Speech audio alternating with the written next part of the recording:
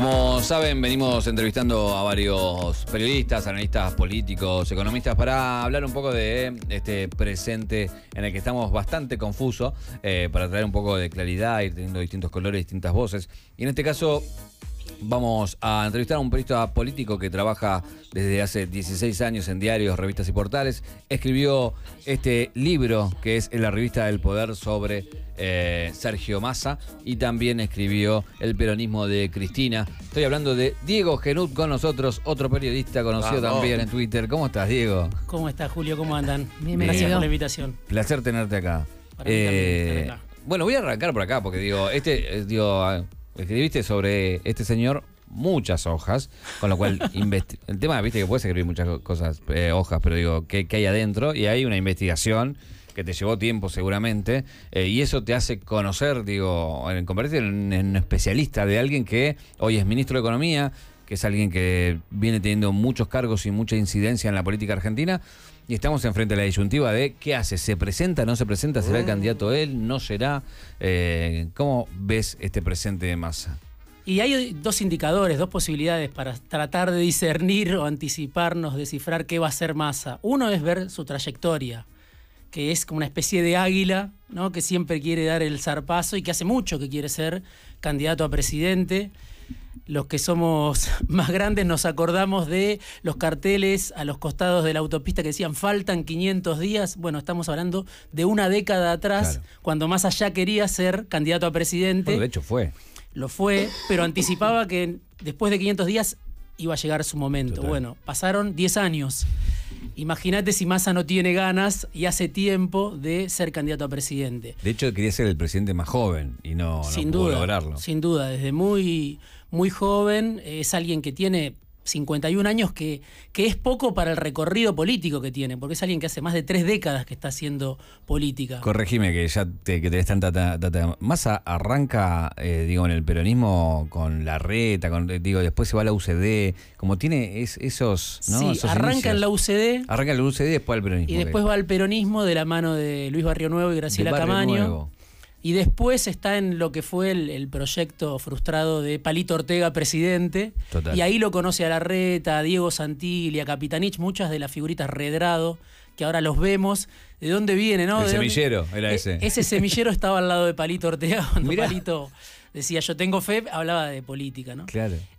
O sea que si uno mira el recorrido de Massa, dice va a ser candidato a presidente seguro. Ahora si uno mira la realidad, dice no puede ser candidato a presidente, ¿no? Con estos números de inflación que están pegando tan fuerte. Entonces, ahí está, en ese cruce y en otra variable que falta, la realidad, la trayectoria de Massa y qué va a hacer Cristina, qué está pensando Cristina en este momento. Me parece que de ahí sale la definición. Ahora, antes de ir a eso, quiero preguntarte en el sentido del recorrido que él ha tenido en cuanto a... Fue alguien que estuvo en el seno del kirchnerismo, que fue un hombre casi de confianza y de mucho poder. Terminó yéndose para lanzarse a su aventura personal, terminó enfrentado con el kirchnerismo, terminó aliándose al macrismo, después se terminó enfrentando al macrismo y después volviendo al kirchnerismo. ¿Cómo se explica ese recorrido?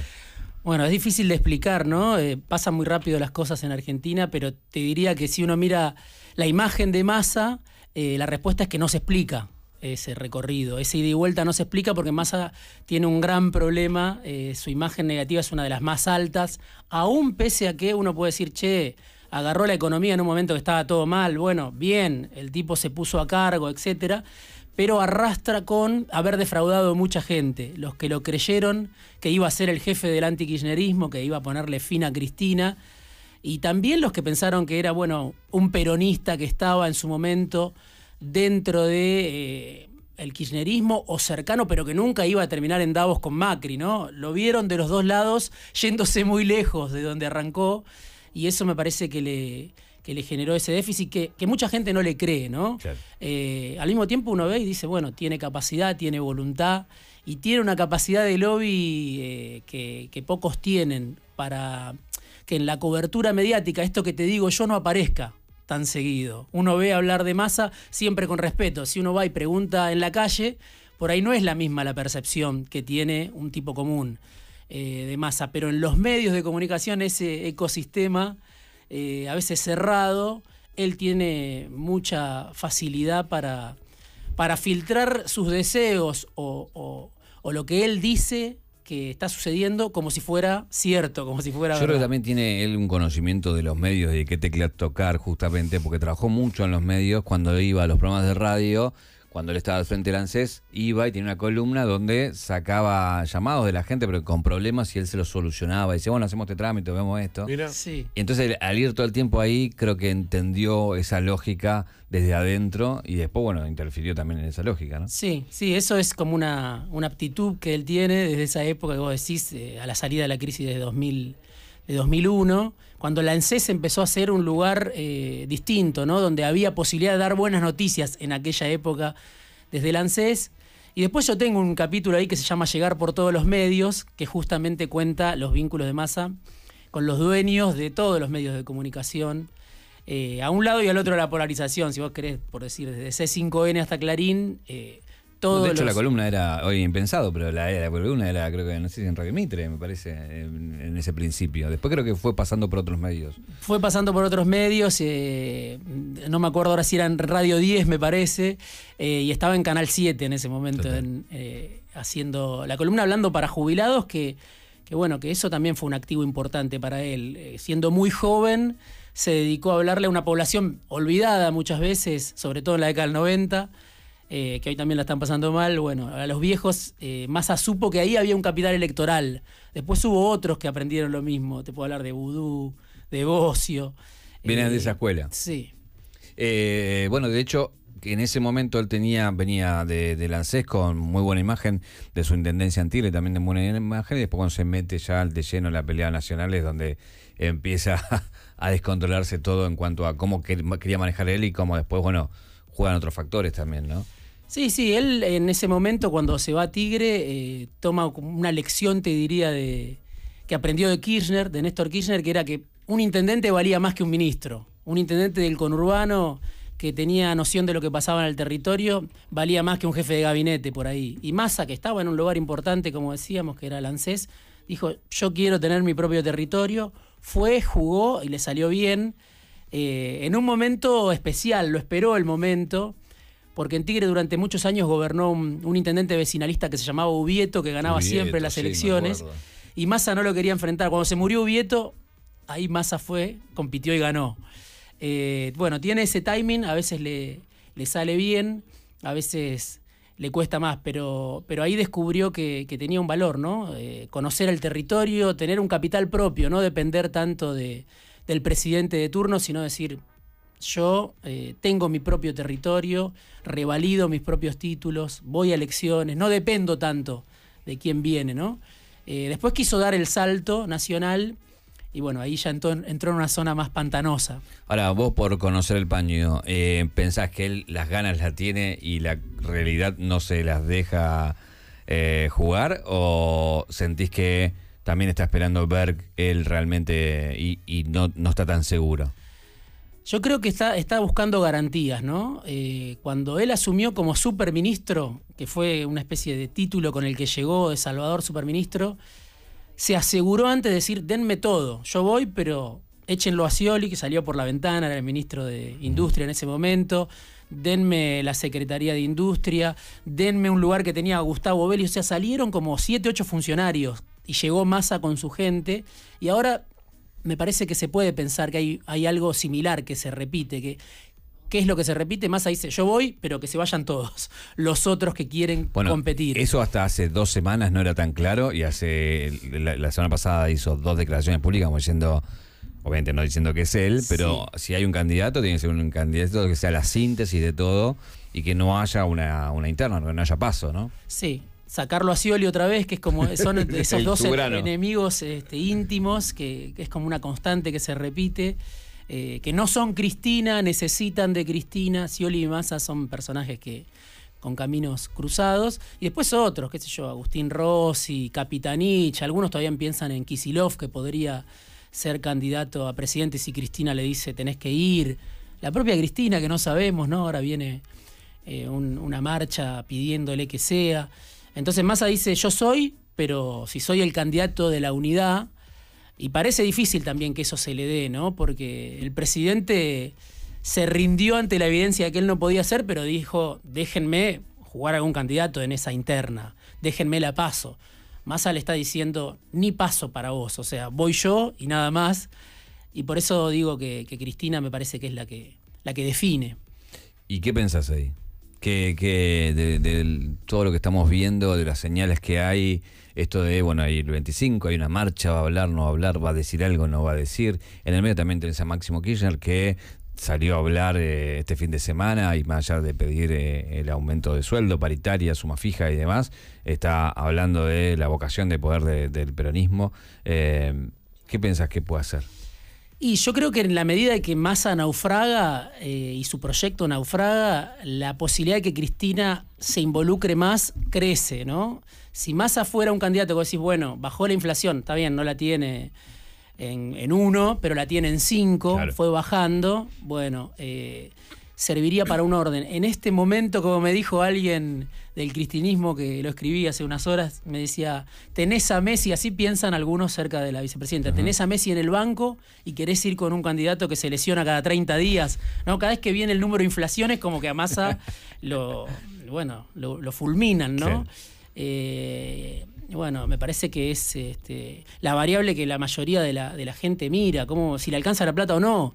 Y por más que se pueda decir Massa no es el responsable de esto, porque evidentemente los problemas no empezaron con él, me parece que no pueda bajar la inflación, que la inflación siga aumentando. Y en un momento donde te diría más, si uno mira a nivel internacional, la inflación está bajando. Claro. No es como hace un año o dos que la inflación subía en todos lados y decía, che, bueno, aumentan acá, pero aumentan en Estados Unidos, aumentan en Brasil. La suma del poder que no tenía por ahí Guzmán, que él, digo, tiene el apoyo de todos los sectores, del Frente de Todos, digamos, ¿no? Sí, por lo menos en teoría. En teoría, claro. Alberto le juega en contra, pero le juega en contra de una manera, si querés, más disimulada, ¿no? Subrepticia. Pero sí, tiene ese poder político porque es un político. Si vos querés, ¿cuál es el activo de Massa para estar donde está? ¿Cuál es la credencial? Es haber sido un político y haber resuelto o haber inventado una tregua apenas llegó, porque Alberto y Cristina no se hablaban. Ahora, ¿tiene capacidad para hacerse cargo de esta situación? Y yo te diría que no, porque no se preparó, porque no es un tipo que tenga experiencia en economía, en resolver una crisis. Y porque además armó el equipo de apuro, así como había dicho, denme todo, cuando llegó nos dimos cuenta de que no tenía nada. Y había que pasa que era el momento muy caliente en donde si no agarraba, andás a ver qué pasaba, ¿no? Bueno, eso que vos decís todavía sigue siendo activo de Massa. Total. Que no se diga, la realidad que tenemos es culpa de Massa, claro, sino que menos mal que está Massa, claro, si no, claro, sería todavía muchísimo peor. Bueno, eso... Claro. Que no cualquiera lo logra, ¿no? No, total. Massa lo tiene. En esta inflación desmedida que estamos viviendo, no sé hacia dónde vamos, no sé qué sabés, pero tuiteaste que hubo una reunión entre el oficialismo y Juntos. Sí. ¿Qué sabés sobre eso? Bueno, es la preocupación, ¿no? Porque justamente no sabemos a dónde vamos, ¿no? Y no sabemos a dónde vamos porque Argentina ya vivió otros momentos similares y es difícil salir de un escenario como este. No tenés dólares, que es como el otro gran tema, ¿no? La inflación, que lo percibe la gente, pero no tenés dólares como para decir, bueno, aguanto esto. Si hay una presión, si de repente el dólar se va como hace 2 o 3 semanas a 500, yo tengo con qué aguantar. Van a fracasar o los que apuesten a la especulación, a que el dólar se va a la mierda, la van a pasar mal. Bueno, no está esa espalda. Entonces, por el lado de los dólares, el Frente de Todos no tiene con qué, está esperando que el fondo le tire una soga, que nunca sabés con el fondo si es para sacarte el pozo o para ahorcarte. Y por otro lado, la inflación. Entonces, todo eso hace un combo preocupante. Son muchos meses, faltan todavía muchos meses, ¿no? Pensar en quién va a ser el próximo presidente es como pensar, no sé, acá a 10 años, porque todavía falta llegar a las PASO. Falta mucho para la fragilidad del gobierno. Y por eso esta reunión, ¿no? Por eso se juntan economistas de Juntos con economistas del Frente de Todos, que obviamente cada una de esas coaliciones adentro tiene distintas tribus, ¿no? No es que hay unidad, que se junta un economista con otro y ahí está, sino que de un lado y del otro Ayer me llamaron muchos de esos economistas, mirá que yo no estuve en la reunión, ¿no? Claro, porque empieza la desconfianza cruzada y en Juntos que aparezca una reunión con gente del gobierno es como más o menos una tradición. Yo no creo que sea así, ¿no? La situación está buena. Deberían conversar y, ¿no? Exactamente, la situación amerita decir, che, júntense a ver cómo se llega a las PASO, cómo se sigue después. Pero es por eso y por Milei, ¿no? Por esta fragilidad y porque Milei es como alguien que te lleva a un mundo desconocido y preocupa a mucha gente, ¿no? Por ahí los pibes, no sé, mucha gente, o las encuestas dicen que Milei es fuerte entre los pibes, entre la juventud, entre los que no vivieron, por un lado, los buenos años del kirchnerismo y no vivieron tampoco la crisis de 2001. Por ahí se lo contaron sus viejos y se quedaron sin laburo. Pero lo que propone Milei, obviamente esto es una opinión, pero es un poco lo que nos llevó a esa crisis de 2001, ¿no? En ese momento también se hablaba de dolarización. Justo ahora estoy leyendo un libro que habla de eso. Entonces te quiero decir que hay preocupación, además de esta realidad hay preocupación, che, ¿a dónde nos lleva Milei, no? Y es raro que Milei es como una especie de espanto de distintos sectores, de sectores que vos decís, estos no se pueden poner de acuerdo en nada. Bueno, ahora hay varios que se preocupan por, y mirá si Milei le va bien, ¿no? Vos decís por la famosa frase, no nos une el amor sino el espanto. Sí, sí, y si le va bien y arranca, bueno, como que no tiene tampoco... Porque hay algo que sobrevuela esto también, ¿no? Y los últimos 8 años, que es, bueno, en Argentina podemos decir una elección la gana cualquiera. Total. Cualquiera puede ganar una elección. Ahora, ¿quién puede gobernar? Ahí es más difícil, ¿no? Y bien. Bueno, claro, se gana difícil. Con 52, con 23. Yo te quiero preguntar, recién hablando del oficialismo, ¿vos imaginás unas PASO en el...? Sí, yo imagino unas PASO. ¿Sí? Porque no veo la síntesis superadora y no veo que Massa sea muy al filo. Esa síntesis. Pero obviamente esto se decide muy arriba, depende mucho de Cristina, mucho de si Alberto la llama o no la llama, si se ponen de acuerdo. Pero ya ¿sigue teniendo un peso Alberto en ese tipo de decisiones? Y es muy diluido, ¿no? Muy diluido, pero al mismo tiempo... No sé qué puede hacer Alberto si no le dan ni siquiera la posibilidad de que otros candidatos compitan, ¿no? ¿Por qué? ¿Cómo le decís a Scioli que no? ¿Cómo le decís a, no sé, Agustín Rossi es más desconocido, si vos querés, para la mayor parte de la gente, pero es un tipo de muchos años en el kirchnerismo, en la política. Grabois. Sí, Grabois también expresa algo. Sí. Expresa algo. Se habló de Guado en algún momento también. Guado también. O sea, hay candidatos. Y si uno mira también los últimos años del kirchnerismo, no le fue bien con el dedazo.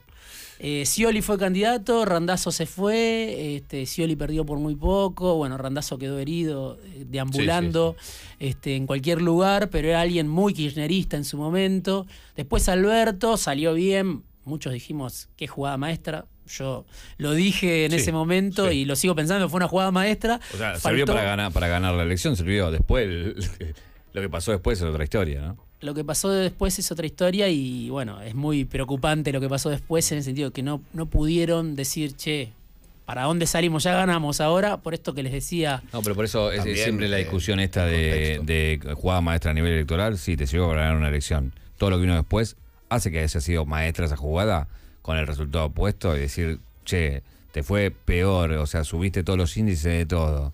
No estás ahí como sosteniendo todo de un hilo que si se quiebra se puede ir todo. No, es una jugada maestra de cortísimo plazo. Claro. Y que casi es un boomerang termina siendo, ¿no? Porque si vos podés hacer una jugada maestra para ganar, pero después tenés 4 años por delante y no tenés acuerdo de dónde vas a salir, que no es fácil, ¿no? Una cosa así, che, habría que haber salido por acá, por allá. Pero como no era fácil, digo, más necesaria era esa charla a fondo de decir... ¿Cómo vamos a salir de esta pesada herencia? Y otra vez eso que en su momento el peronismo tuvo como punto de partida está para el que venga.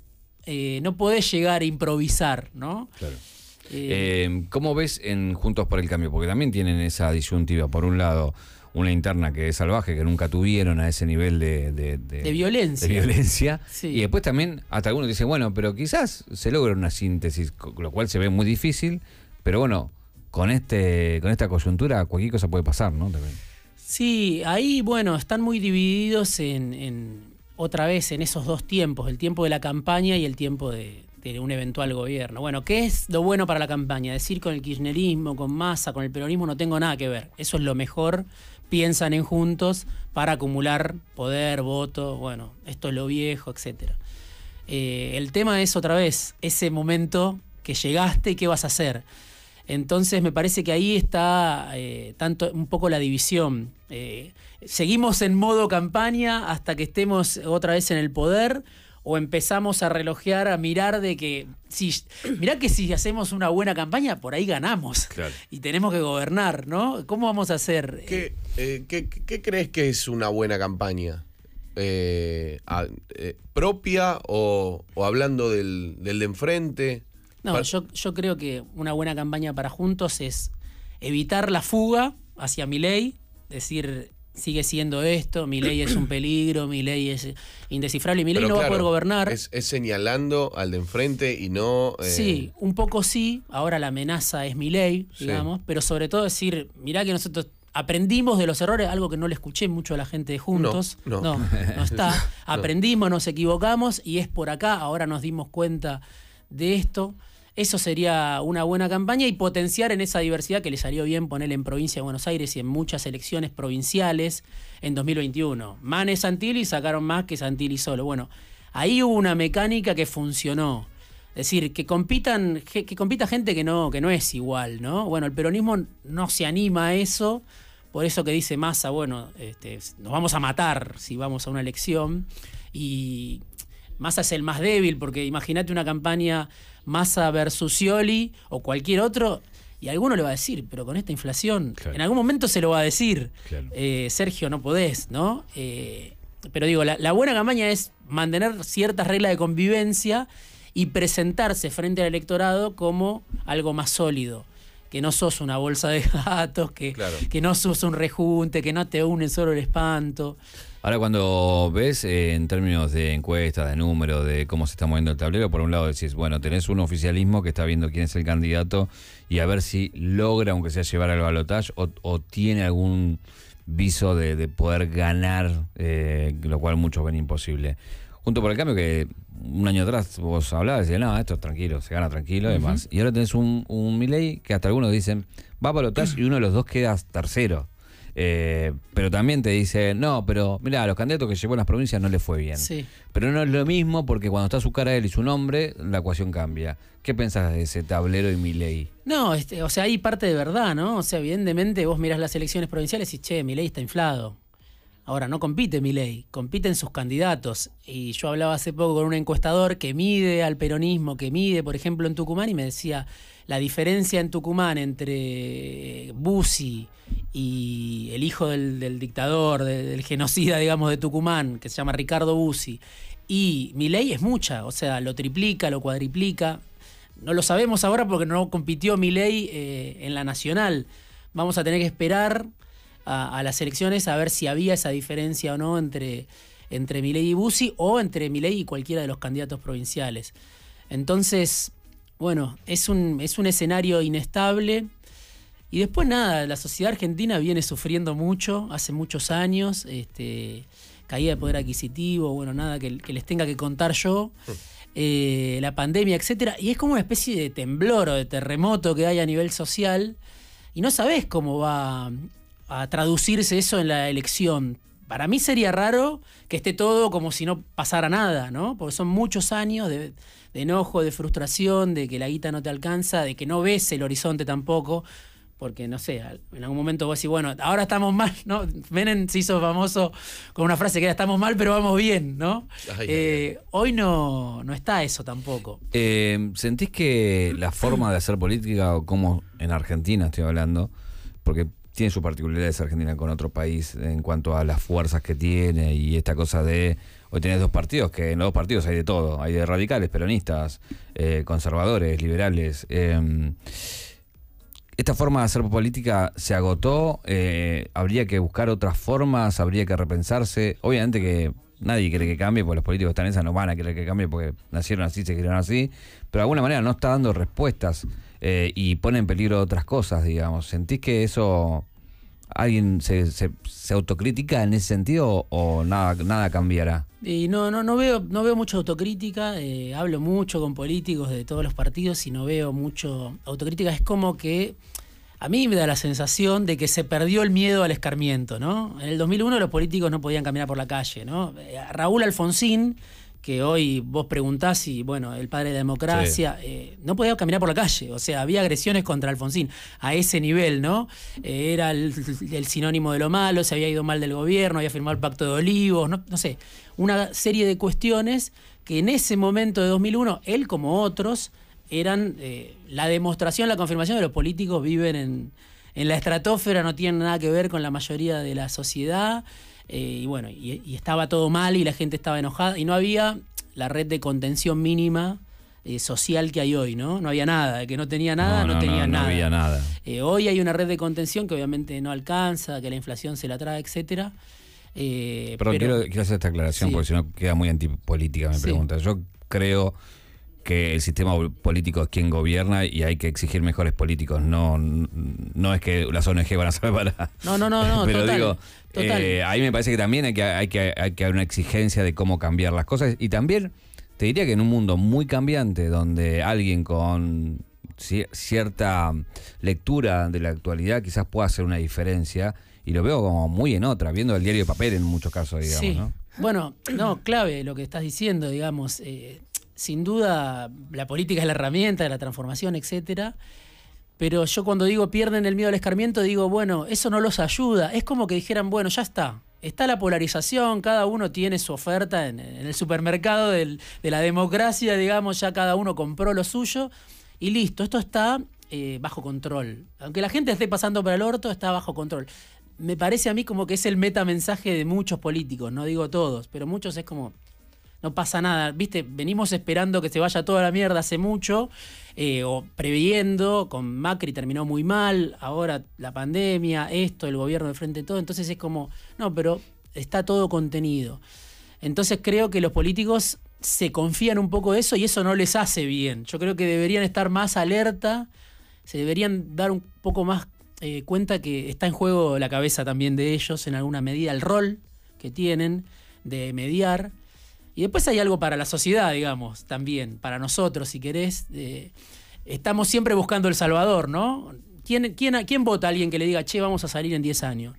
Claro. Pero de a poco vamos a salir. Vos confiá que... No, y también sabes que hay en ese juego, hay algo invisibilizado que tiene que ver con el sector privado y las instituciones, que también juegan un rol recontra importante. Y pareciera que no pinchan ni cortan en esa dinámica, y justamente son las que fuerzan a muchas dinámicas que vamos viviendo, y que es así también, juegan así hace muchos años también, y tampoco hay escarmiento desde ese lugar tampoco, ¿no? No, y también, total, sería para hacer un programa entero, sí, pero, total. Pero te digo que sí, que coincido. Los políticos son los más expuestos porque son los que van a elecciones. Ahora, la dirigencia no son solo los políticos. ¿Quién dirige el país? ¿Lo dirige el presidente? Vos hace un rato decía, el presidente está liquidado. ¿Quién lo dirige? Bueno, efectivamente hay un poder permanente, si querés. Hay poderes económicos. Y cuando uno ve los medios muchas veces, yo siempre digo, está como sobre representado el punto de vista de 50 tipos. Total. Que son los dueños de los medios por ahí o tienen relación con los dueños de los medios. Yo siempre digo que el día que aparezca alguien en internet con poder de peso en la opinión a la altura de lo que era Lanata en un momento, Neustadt en otro, Longobardi, Grondona, alguno de esos, cambia el tablero. Santiago Maratea. No, digo alguien que justamente tenga la credibilidad en la gente para que ese termómetro, los políticos dejen de mirar el clipping de los diarios y digan, che, la gente está acá. Y eso creo que va a cambiar, pero bueno, todavía falta. Pero bueno, también los jóvenes que dicen el pelado de TikTok refiriéndose a la reta. No, bueno, está bien, pero todavía no llega, la mayoría de los políticos con peso tienen arriba de 50 años, digámoslo también, ¿no? Sí, después hay segundas líneas, etcétera. El tema es, bueno. Sí, pero el segunda línea anda. ¿Cuántos asesores escuchaste vos que te dice no me da bola? Total. No, y aparte, bueno, ¿cuál es? Ya es muy fino y estaría bueno para hablarlo con gente que esté haciendo política, pero me parece que ¿cuál es la forma de subir un escalón en la política? Es decir, tengo una idea propia, me parece que va por acá, no sigamos a la manada, probemos con otra cosa, o es decir, lo que dice el jefe es lo mejor. Total. Y siempre, bueno, hacer... No contradecir. Claro, haciendo los obsecuentes, si es así, bueno, no va a aparecer No, y nada aparte nuevo. ahí, digo, poniéndome de la otra vereda ahora, tenés un país tan condicionado por sus particularidades que es muy difícil también tratar de mover algo. Cuando te ves un montón de plata, no tenés dólares, nada, tenés un montón de factores externos que te están jodiendo, como la sequía. Digo, entiendo, son para muchos excusas, pero son realidades también, ¿no? No, sin duda, son realidades. Algunos dicen, bueno, hay que sincerar, ¿no?, la realidad en la que estamos. Bueno, el tema es que cada vez que alguien dice sincerar es porque la culpa es del otro, ¿no? Claro. Me dejaron esta pesada herencia y yo voy a tener que hacer tal o cual cosa. Pero bueno, es una situación difícil y al mismo tiempo está esto. Bueno, ¿qué lugar juega el pueblo? Ponerle la sociedad. ¿Es espectador, espectadora de esto? ¿Tiene algún papel? ¿Está pintada? Por eso yo te digo, cuando digo lo del escarmiento, se perdió el miedo al escarmiento. Bueno, pero ¿pensás que un Milei se lleva los votos castigo, por ejemplo? Sí, yo creo que se lleva una parte del voto castigo, otra parte del voto castigo se quedará en su casa. O pondrá, no sé, una feta de salame como se hacía hace 20 años. Que igual es años. peligroso que se quede en su casa, no te quedes en tu casa. Claro, bueno, por eso. El tema es cómo lo convocás. Yo digo, es muy loco lo de Milei, que ustedes lo deben conocer mejor que yo, analizar mejor que yo. El discurso que tuvo que, yo voy a ser una persona que no tiene pareja, ¿viste? Que sería como, en el caso de qué, pero que no. Sí, hasta con la comida. No, él No come, importa, él no sí. come, no tiene pareja, y chicanea mucho con las mujeres, como, bueno, igual no tengo pareja, no necesito tener pareja para ser presidente. Cualquiera de ustedes No, bueno, pero igual podrían ahí- ser mi pareja, ¿no? Ahí también hay cosas que son de la vida privada que no alteran en nada el ejercicio del poder. No, pero lo y está hay- usando de manera hay- discursiva. No, pero hay otras cosas, digo, no sé, Biden, por ejemplo, Sí. que lo ves perdido. Y decís, che, me parece que está afectando un poco lo que está haciendo, digo. Digo, si tenés pareja o no tenés pareja, digo, no te afecta a ejercer el poder, digo, me parece. Y pero sería como que todos vienen con esa línea política de la mujer al lado, ¿no? Y él vendría a romper con esa estructura, es parte de su discurso también, me parece. Sí. Sería su hermana la primera dama, como él dice. Y bueno, pero hay un electorado que está en esa también. O sea, Sí, por eso. representa, qué Bueno, sé yo. hay que leer la realidad e interpretarla y poder incidir ahí con un mensaje, ¿no?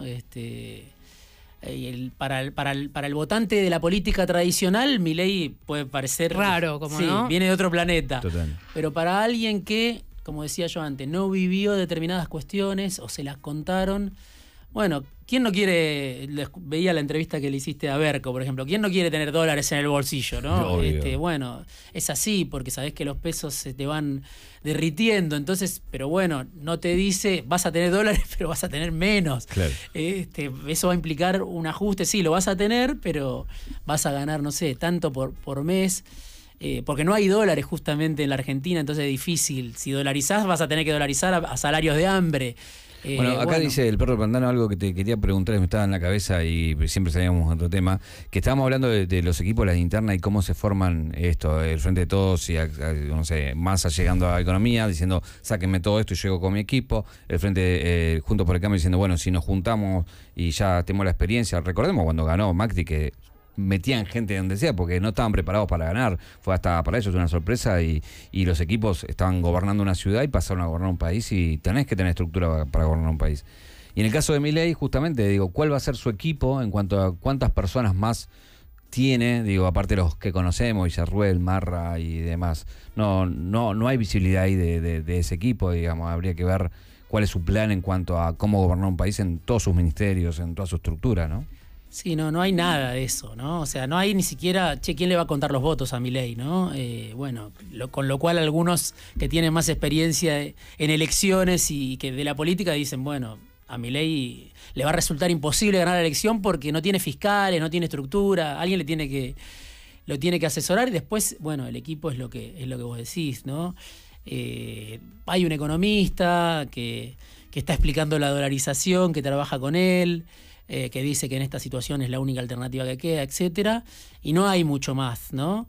Pero además de tener un equipo, claro, necesitas llevar un tiempo laburando determinadas ideas, ¿no? Yo ahora estoy leyendo un libro que recién lo mencioné, que es de un tipo que era Remeslenikov, ¿no? Se llama Remeslenikov, 115 días para desactivar la bomba, una cosa así, que Ministro fue de Economía. el ministro de Economía que cuando cayó de la Rúa, cayó Cavallo, agarró... Le agarró la papa caliente. Agarró la papa caliente, duró 4 meses, se fue, después vino la baña y ahí vino como la etapa de crecimiento, pero quedó en la historia como el que hizo el trabajo sucio, el Se tiró último arriba la mártir. bomba.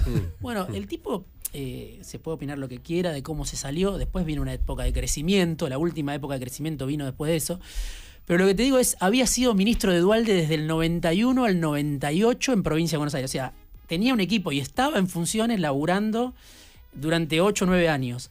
Y después se había puesto a armar un equipo pensando en que había que salir de la convertibilidad, que era lo más parecido, si querés, a una dolarización, el 1 a 1, algo que era ficticio, porque todos sabíamos que un dólar no era igual a un peso. Pero el tipo empezó a pensar con un equipo de gente, y porque a Duhalde no le interesaba la economía, dijo, bueno, a Duhalde no le interesa la economía, y me dio una oficina y me dijo, laburá, y estuvo laburando 2 años pensando cómo salir de la convertibilidad. Y Duhalde decía en esa campaña del 99, de la última gran crisis, hay que devaluar, y porque dijo hay que devaluar, perdió. La sociedad, por eso te digo que también influye, votó de la Rúa, y al Frepaso que le dijo... Tranquilos, esto aguanta, hay que seguir con el 1 a 1. Yo voy a meter preso a los ladrones, no sé qué. Y estalló. Y ahí asumió Duhalde, y ahí asumió Remeslenikov, y ahí vino la salida. Pero te cuento, para salir de esa última gran crisis, los tipos venían laburando hacía 10 años. Ahora parece que se juntan 3 o 4 y dicen vamos a sacar a la Argentina del pozo. Y obviamente que es muy difícil a este nivel, me parece. Última pregunta que quiero hacerte es... Sos alguien que escribe hoy y lo que escribe tiene incidencia en determinados círculos, ¿no? Que si les preocupa qué ponés, qué data tenés, cómo mirás, qué analizás. Tenés tus fuentes, hablás con tus fuentes. La duda siempre de que tiene ese pulso es, porque obviamente las fuentes tienen un interés, entonces, ¿cómo no comerse ninguna opereta ni ningún dato que obviamente vos, digo, uno no es boludo y sabe más o menos cuando es burdo, pero a veces es tan fino el asunto, estamos hablando de profesionales de eso. ¿Cómo mantenés esa alarma para saber bien dónde está la data y dónde está la operación? Obviamente que siempre publicás algo y además en este escenario así polarizado, todo el mundo interpreta, bueno, esto beneficia a tal, beneficia a cual, esto es jugar para tal, jugar para cual. Yo lo que te diría que no es tan importante a veces el dato, sino el contexto. Digamos, esto, se reunió tal gente, bueno, o tal se vio o va a ser tal cosa. Bueno, el contexto da para que eso prospere, este plan, anunciar un plan, el ministro tiene este plan, salen todos los medios, bueno, ¿lo va a poder aplicar? No, eso está un poco lo que vos podés ver como periodista y consultar también a otros. ¿Esto es viable? ¿No? Entonces ahí tenés cierto anticuerpo. Obviamente cualquiera puede, no sé si querés decirle dejarse arrastrar, dejarse llevar o ser utilizado por, pero me parece que siempre hay que poner más que la noticia, que es una noticia en sí misma, pero obviamente podés pensar a quién beneficia y a quién perjudica, y lo segundo es, ¿esto cuánto dura? Esto que hoy vemos como noticia y nos hace hablar a todos, ¿esto tiene chance de trascender? O esto se muere mañana, ¿no? Y ahí te vas a dar cuenta que la mayoría de las cosas se mueren mañana.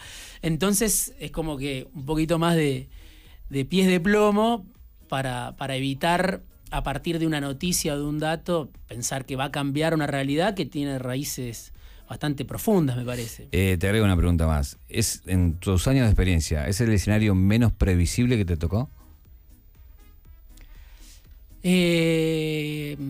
Creo que el del 2003 era bastante imprevisible, ¿no? ¿Quién esperaba que Kirchner arrancara una época de 20 años en la política?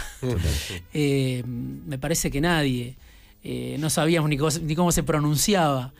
Y bueno, y el tipo llegó y para mí supo leer ese momento, esto que hablábamos hace un ratito, bueno, ¿qué es lo que está pasando a nivel social? ¿Por dónde se sale? Después se puede cuestionar mucho su rumbo económico, si aprovechó o no la oportunidad, pero hace 20 años que hablamos de kirchnerismo. Y era un momento así, muy de crack, ¿no? Hoy también, hoy me parece mucho más impredecible que 2019 y que 2015, sin duda. Y que 2011 también, ¿no?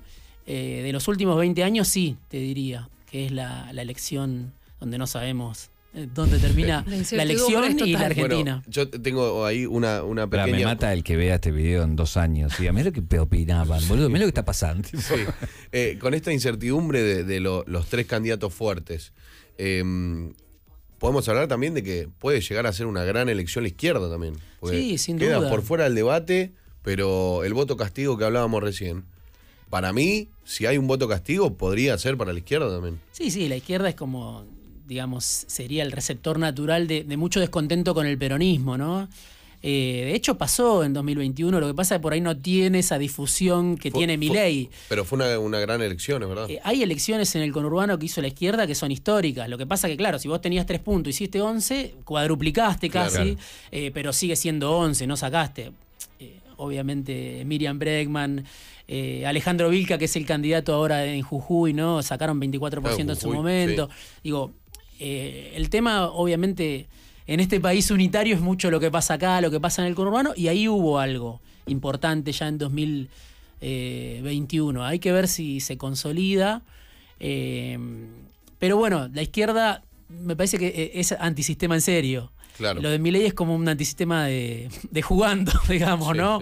sí. Para mí es la versión extrema del sistema, es el sálvese quien pueda a fondo, pero tiene una estética que es la estética antimenemista, ¿no? O sea, el tipo es Bueno, yo perdón, creo- tiene mucha estética de izquierda. Algunos se van a enojar de los que se pero digo, esa cosa de ir tan al frente, de tener la voz tan adelante y demás. la misma banda de sonido, si querés, Total, que bueno, elige tiene, Milei, ¿no? Que es la del estallido.